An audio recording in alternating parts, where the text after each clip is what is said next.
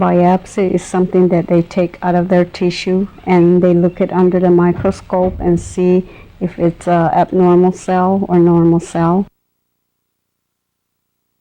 Sort of like break it down in our native tongue so they won't know and they won't be so afraid. Because sometimes we feel in our culture that we're not supposed to be taking a little bit of tissue out of our lives because we came in one piece, and they always say we have to go back in one piece.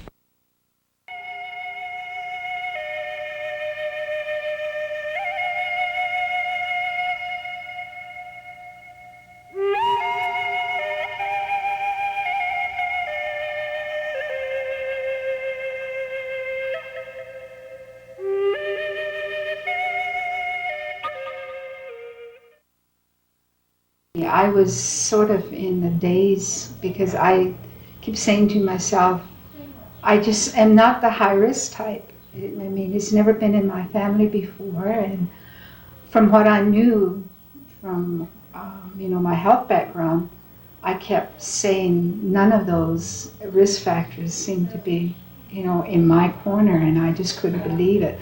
I kept saying, well, maybe they made a mistake. Maybe the lab made a mistake. I never smoked in my life.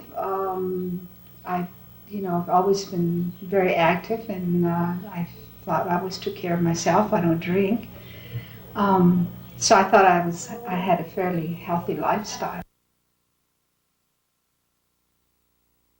I have a daughter who's a high risk, and I make sure she examines her breast once a month. It's not something to be ashamed of. It's not something to hide behind. Find it out and do something about it as quickly as you can.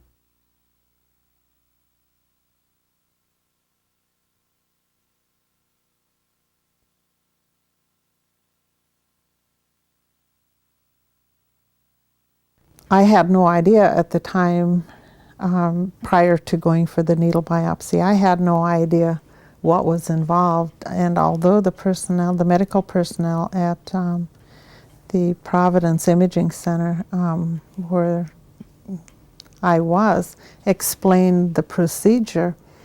They explained that this procedure was relatively painless. So I went to have the needle biopsy, and there was nothing painless about that procedure. I said right away, we're going to have to take her to Crow because Pride Clinic is so small, and there's no x-ray or anything in the clinic. So we rushed her to Crow. And at first she was afraid and didn't want to go through with the whole thing. And then, but anyway, we said, well, let's be sure and take you to Crow. So we did, and that's when they found out the cancer. They seen the cancer, on the screen when they did the x-ray. I think that most women have to remember that they more than anybody else know about their body. I think when we can tell when there's something isn't really right. And I think you need to go with that intuition. I think you need to do something. I didn't want to find out, but I also know that if I didn't find out, that it may be something that I'll regret. And I also know that you can survive cancer now, which many people sort of used to think that something that was irreversible, that you'll die. A year before I seen a doctor. I found a lump on my breast while showering, and I didn't. I got worried about it, but I didn't want to see a doctor right away.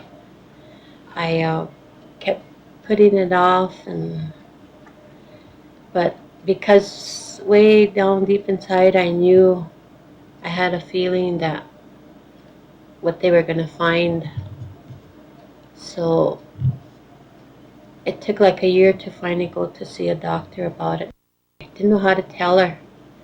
So I said I had a sore throat, and she examined my throat, and there was nothing wrong with my throat. So then I said my ears.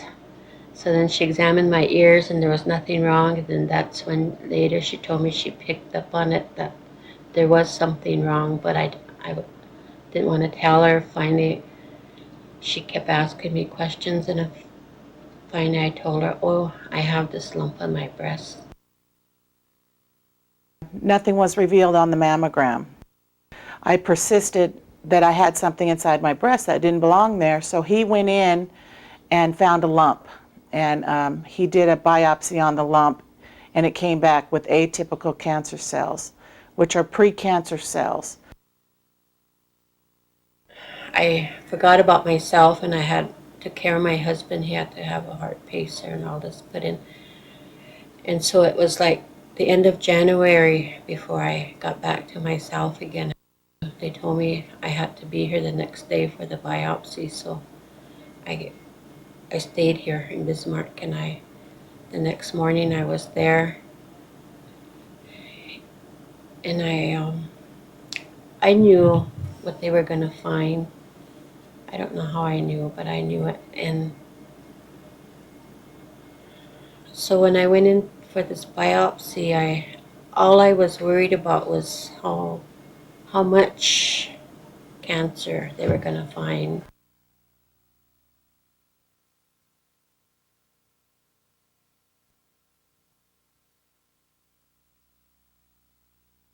I just didn't believe it, but and my little girl was with me, and it was just hard. It was just hard to accept. So I went in there feeling pretty comfortable, and I came up, the whole world was shattered, you know, just like that. She first was diagnosed at Santo Domingo Pueblo, and then she was referred to Santa Fe Indian Hospital. She was confused. She didn't know what was going on. She blocked out cancer. She didn't want to hear that word, so she blocked it out. She didn't know which hospital she was getting into. So when she got up to Santa Fe Indian Hospital, she was lost. She couldn't talk to anybody because she didn't want to hear what cancer was. And she was hurt, and she was in denial. I never felt I would.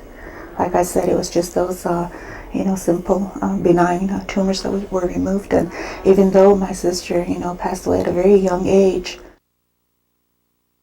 Well, doctor told me the cancer don't grow fast. They grow for really slow. So I told myself, I think I'm not gonna die.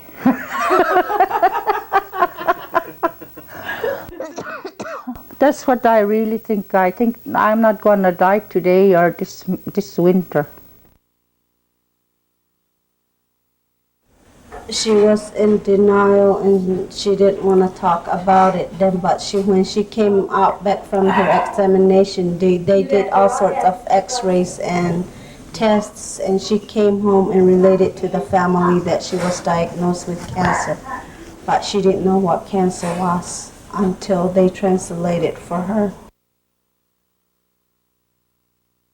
When I found out I had cancer, I cried. I just left my room. I told my friend that was going home that I had cancer, and she said, "You're going to be okay." I know, I said, I just have to be alone. It's real hard to describe the feelings that I had.